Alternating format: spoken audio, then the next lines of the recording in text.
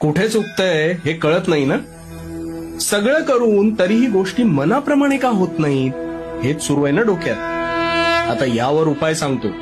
तू शांतपणे आणि हो, नुसता ऐकू नकोस, तो कृतीत सुद्धा आण. तू कधी स्वतःचं कपाट पाहिलंयस का रे? आता तू म्हणशील ते मी रोजच पाहतो, त्यात काय. अरे त्यातूनच आता तुझ्या मनातले प्रश्न सोडवतो बघ. ते जे तुझं कपाट आहे ते प्रचंड भरलेलं असेल ना, पण कधीतरी त्यातल्या नको असलेल्या गोष्टींचा विचार केलायस का? नाही. निव्वळ ते कपाट भरण्याच्या मार्गावर तू आहेस, हो की नाही?